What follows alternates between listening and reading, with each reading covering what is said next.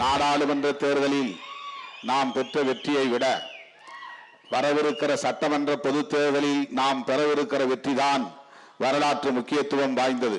தமிழ்நாடு முழுவதும் திராவிட முன்னேற்ற கழக தோழர்களோடு பாய்கிற வேகத்திற்கு இணையாக ஈடாக விடுதலை சிறுத்தைகளும் களத்தில் நிற்போம், வெற்றியை குவிப்போம்.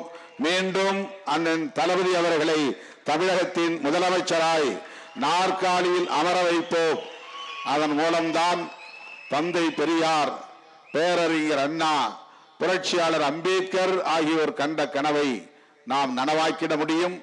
இல்லையேல் நாம் பெரும் சவால்களை சந்திக்க நேரிடும். வலதுசாரிகளின் கைகள் ஓங்கும்.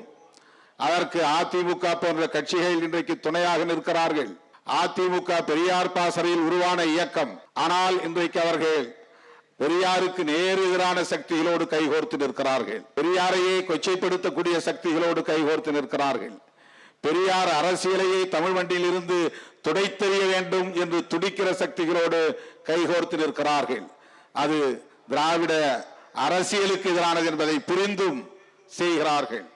பெரியாருக்கும் அவர்களுடைய மானசீக குரு தலைவர் எம்ஜிஆர் அவர்களுக்கும், ஏன் ஜெயலலிதா அம்மையார் அவர்களுக்கும் கூட செய்கிற துரோகம் என்பதை மறந்துவிட்டு அதை செய்கிறார்கள்.